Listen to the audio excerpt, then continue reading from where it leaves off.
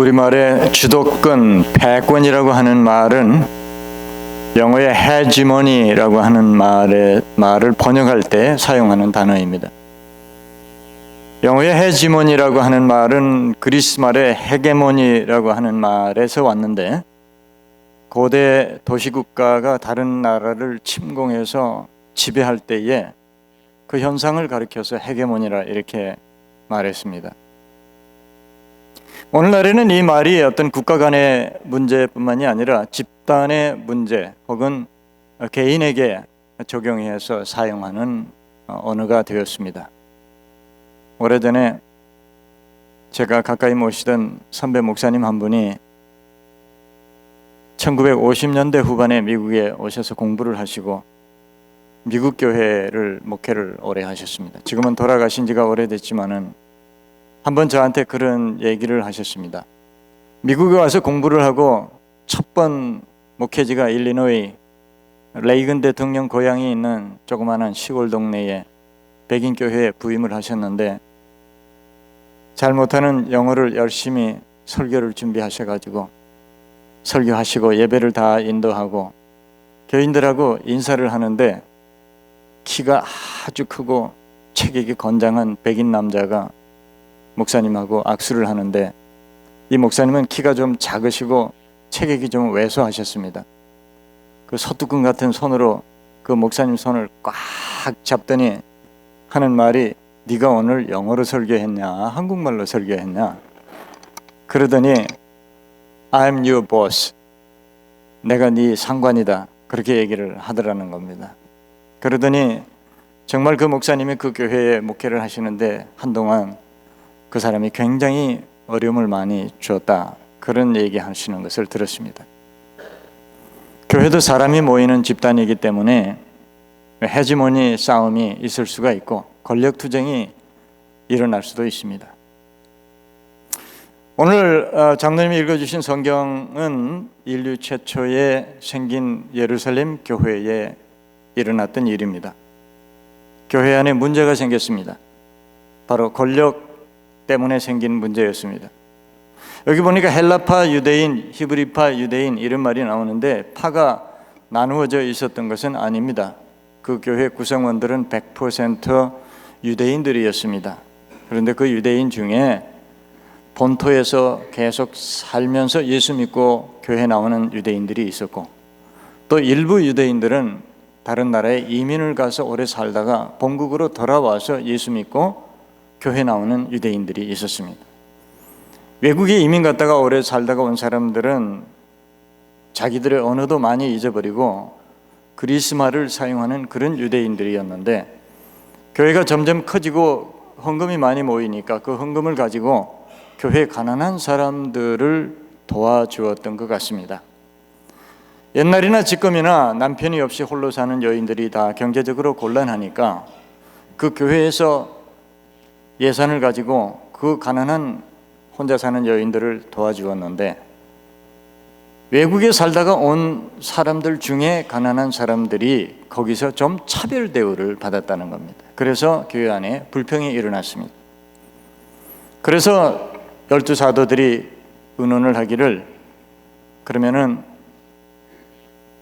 이 일을 전담할 수 있는 좋은 사람들을, 일꾼들을 뽑아서 이 일을 맡기자. 그래서 성령과 지혜가 충만한 사람을 뽑아서 일꾼을 세우기로 하고 일꾼을 세웠다. 그 내용이 오늘 성경의 내용입니다.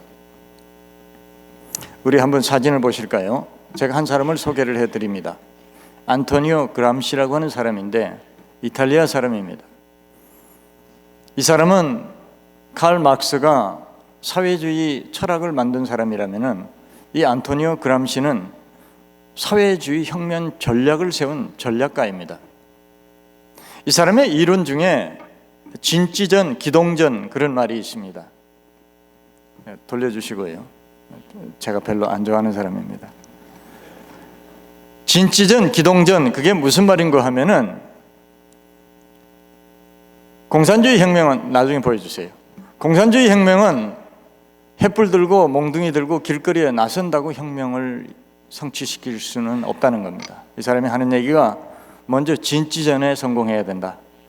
진취전이라고 하는 것은 뭔가 하면은 그 사회에 들어가서 노동자 그룹, 학생들, 그 다음에 지식인들 속에 침투를 해가지고 그 중에 사람들을 포섭해서 사회주의 이론을 집중적으로 공부를 시켜가지고 세뇌를 시켜야 된다.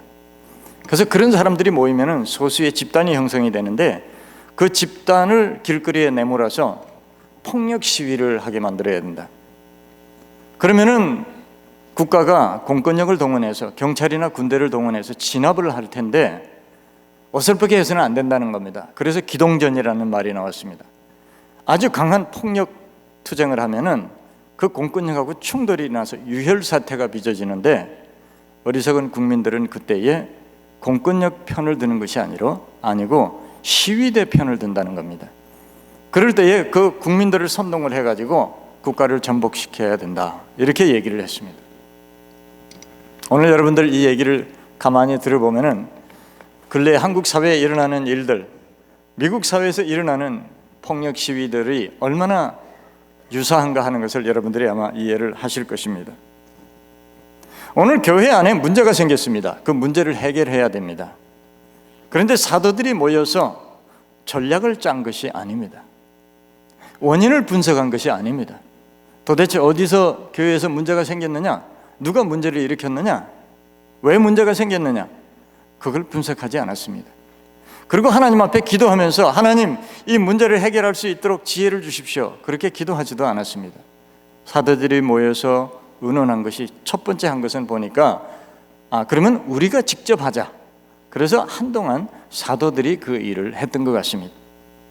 사람이 100명, 200명도 아니고 수천 명이 모이는 교회에 12명이 그 일을 하다가 보니까 아침부터 저녁까지 정신없이 그 일에만 몰두하다가 보니까 설교 준비할 시간도 없고 기도할 시간도 없는 거예요. 그래서 그 다음에 사도들이 의논한 것이 그러면 우리가 이 일을 계속 하다가는 말씀 준비도 못하고 기도도 못하니까 우리는 기도하는 일과 말씀 준비하는 일만 전적으로 하고 이 일을 대신에 우리 대신해서 할 수 있는 사람들을 세우자. 그래서 사도들이 세운 사람들이 바로 7명의 일꾼을 세웠습니다. 그것이 바로 오늘 이 교회의 직분의 시발점이 된 것이고 시작이 된 것입니다. 이 세상의 사회나 정치에 있어서는 문제가 생겼을 때에 필요한 사람이 누군가 하면 전략가가 필요합니다. 어떻게 그 문제를 해결할 수 있는가, 전략을 세울 전략 전술가가 필요합니다. 그런데 교회의 문제는 전략 전술가가 필요한 것이 아니고 교회는 그 문제를 해결할 수 있는 해결사가 필요하는데 그 해결사가 누구냐면은 지혜와 성령이 충만한 사람이라야 된다, 이렇게 오늘 성경이 말씀합니다. 왜냐하면 교회의 머리는, 교회의 헤지모니는, 교회의 주도권은, 교회의 패권은 오직 사람에게 있는 것이 아니고 예수 그리스도에게만 있기 때문이라, 그 말입니다. 갈라디아서 성경 한번 보여주시기 바랍니다. 1장 골로새서 1장 18절입니다. 같이 보십니다. 그는 몸인 교회의 머리라. 그가 근본이요 죽은 자들 가운데서 먼저 나신 자니 이는 친히 만물의 으뜸이 되려 하심이요 예수 그리스도만이 교회의 머리이시고 교회의 주도권이시고 교회의 패권이시기 때문에 우리 모든 성도들, 교회의 어떤 직분도, 목사도 장로도 권사도 어떤 직분도 우리는 머리 대신 예수 그리스도 몸의 한 지체일 뿐이다, 그 말입니다. 우리 지체라고 하는 말이 중요합니다. 한 번 더 화면을 보여주시면요, 교회는 조직체가 아니라 유기체입니다. 사실은 우리 교회 공동회 할 때 보면은 교회 조직표 이렇게 나오는데 뭐 틀린 말은 아닙니다. 그런데 엄밀히 따지면은 교회는 조직이 아닙니다. 교회는 하나의 유기체입니다.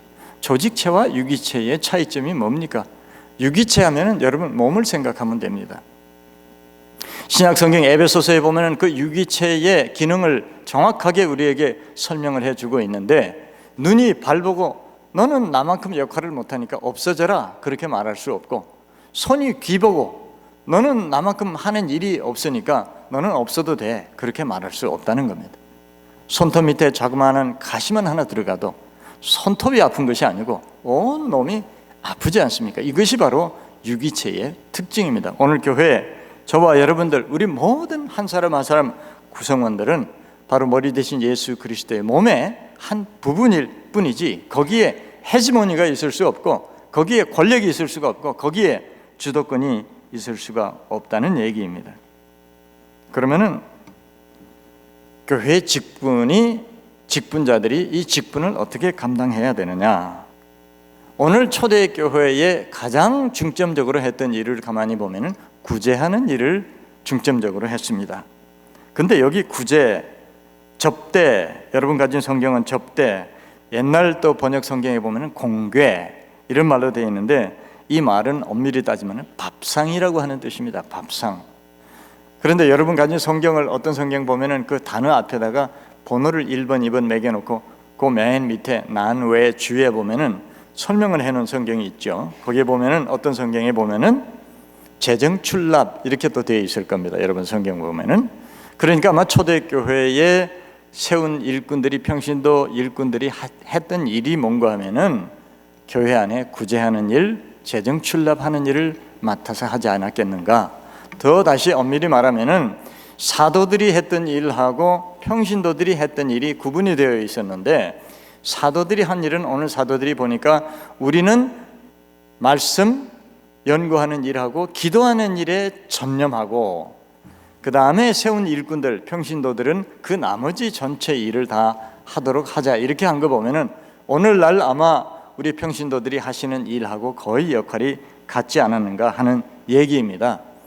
그런데 우리가 흔히 쉽게 그냥 하는 말로 초대교회 7집사 이렇게 말하잖아요. 오늘 선출된 그 7명이 바로 우리가 말하는 초대교회 7집사인데, 그 말이 어디서 나왔는가 하면 바로 이 단어에서 나왔습니다. 여기 보면은 사도들이 하는 말이, 한 번 더 넘겨주시고, 사도들이 하는 말이 우리가 말씀 전하는 일과 기도하는 일에 전념해야지, 우리가 공개를 일삼는 것이, 우리가 접대를 일삼는 것이 마땅치 않다, 이렇게 얘기했는데, 거기 일삼는 이라고 하는 그리스 말이 디아코네인 이렇게 되어 있는데, 이 말은 두 단어의 합성어입니다. 디아라고 하는 말하고 코노스, 그 코노스 뒤에 끝이 조금 다른 거는 위에는 동사형이고 밑에는 명사형이기 때문에 그렇습니다.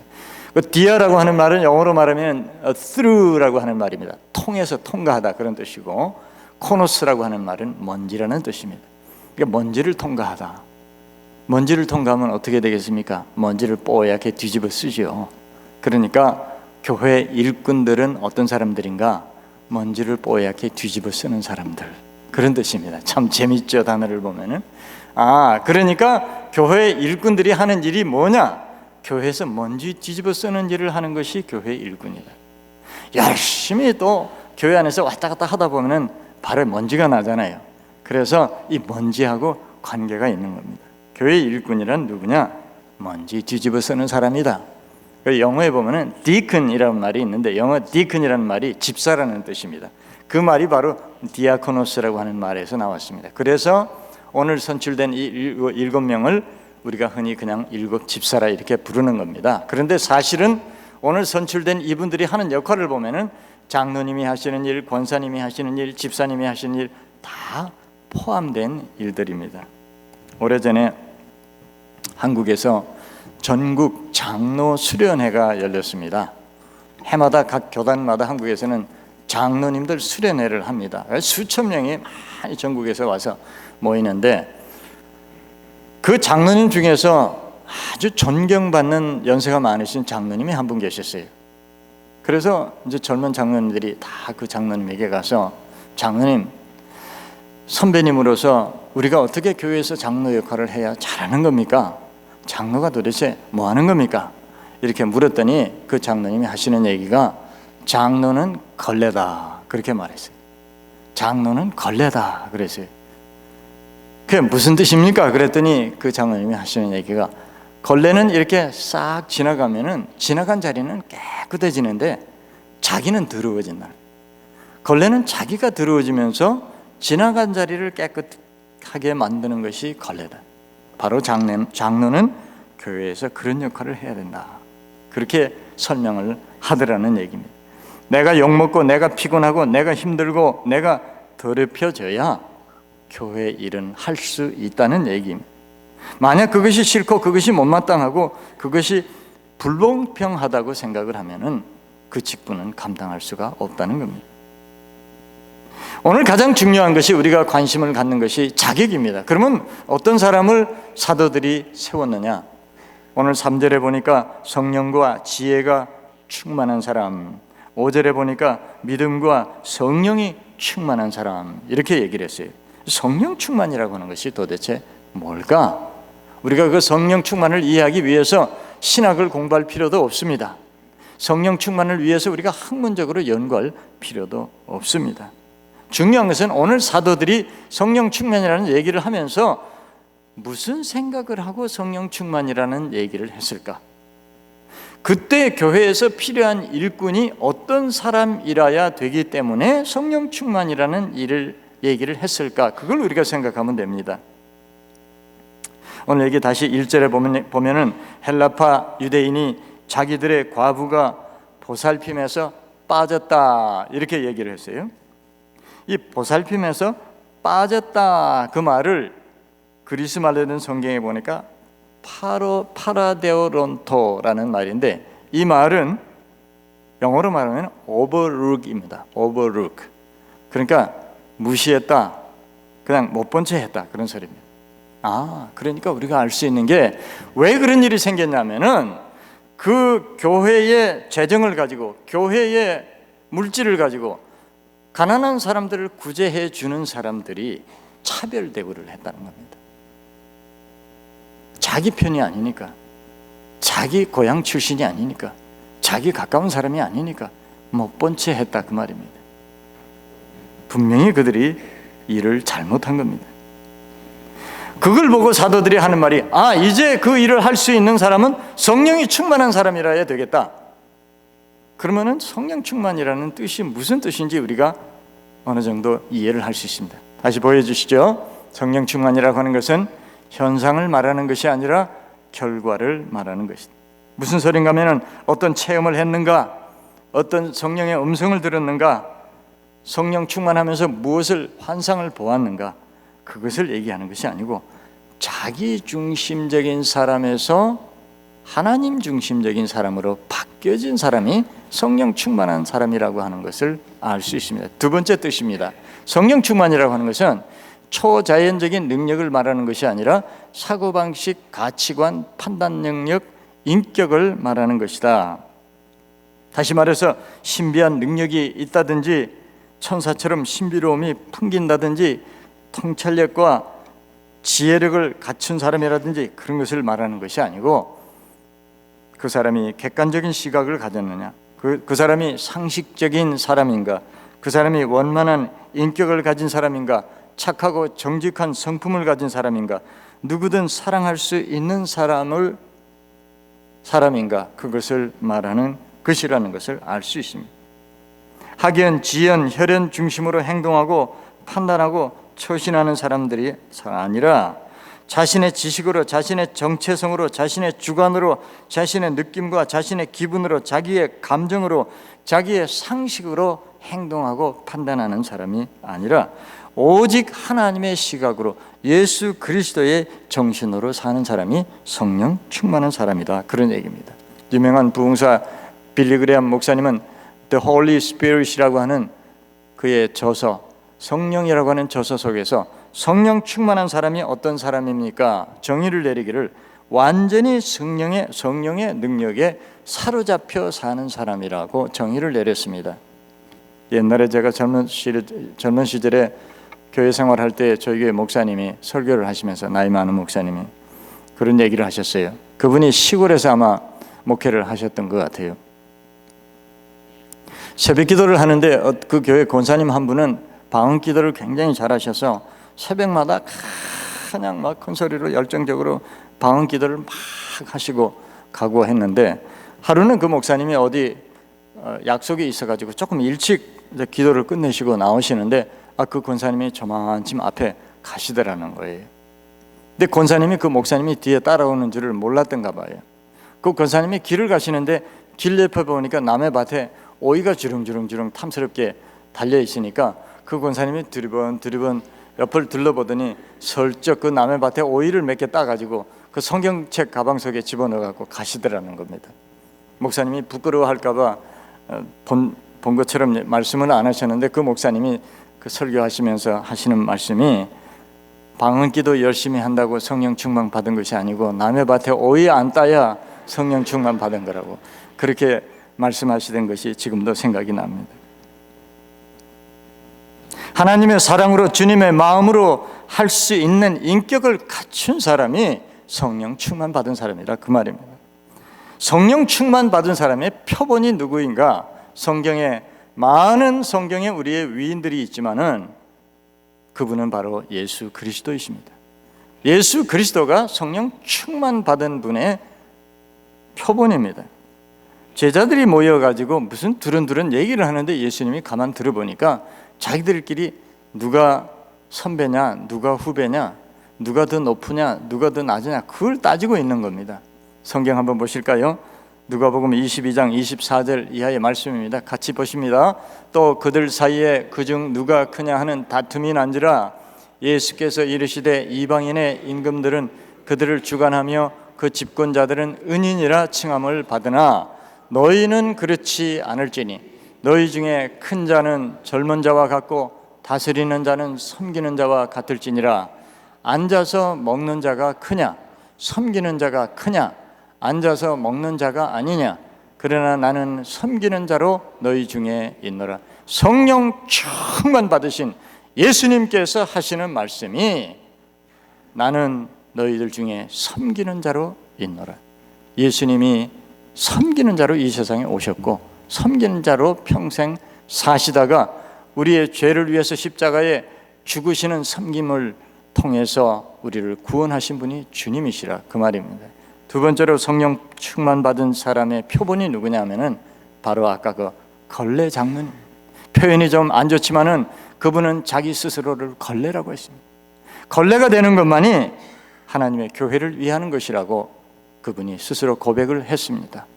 바로 그분처럼 되는 것이, 그분이 바로 성령 충만 받은 분의 표본입니다. 저는 지난 30년 동안 교회 일을 하면서 살아오면서 한 가지 제가 보고 깨달은 것이 있습니다. 교회 직분을 잘못 받았다가 자기도 하나님 앞에 축복을 못 받고 나중에 패가망신하는 사람을 저는 봤습니다.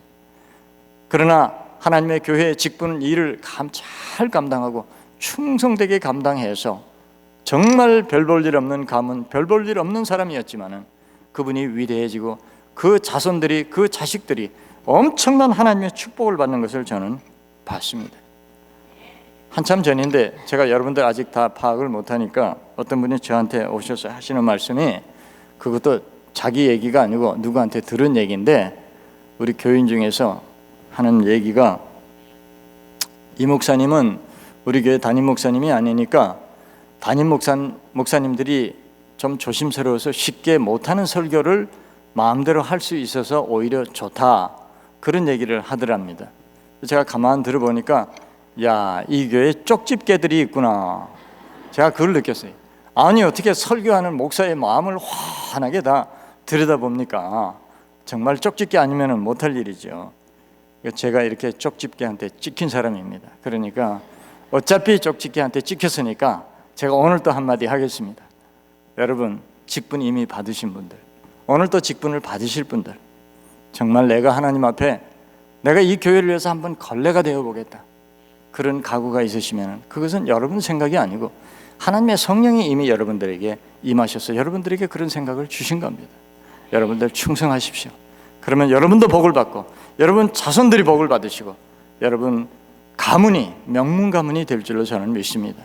그러나 만약 그런 각오가 없으시다면은 여러분들을 위해서, 교회를 위해서 그 직분 내려놓으시는 것이 좋습니다.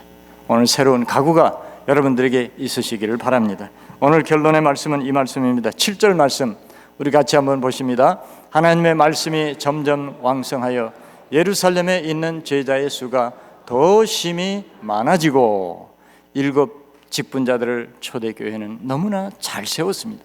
그들 때문에, 그들로 인해서 초대교회가 왕성하게 성장하고 부흥하게 되었습니다. 오늘 이러한 귀한 축복이 우리 교회에 있으시기를 주님의 이름으로 축원드립니다. 아멘. 기도하십니다. 하나님 감사합니다. 오늘도 부족한 저희들이지만은 우리가 드리는 예배를 받으시고 우리가 드리는 찬양을 받으시고 우리가 드리는 기도를 들으시는 하나님 감사합니다. 우리는 부족해서 하나님 우리에게 맡기신 그 사명 오늘까지 잘 감당하지 못했습니다. 부끄럽고 죄송합니다. 그러나 하나님 오늘 저희들에게 주신 말씀처럼 우리는 주를 위해서 이 교회를 위해서 한번 희생하는 그러한 새로운 각오가 저희들에게 있도록 성령께서 우리에게 역사해 주시옵소서. 오늘 특별히 직분 받으시는 우리 모든 성도들에게 성령 충만 주시고 내가 이 교회를 위해서 한번 내가 분골 쇄신되도록 충성하겠다고 하는 각오가 있게 해주시고 그로 인해 하나님의 교회가 놀랍게 성장하며 그로 인해 저들의 자손들이 귀한 복을 받는 축복이 있게 해 주시옵소서. 예수 그리스도의 이름으로 기도드리옵나이다. 아멘.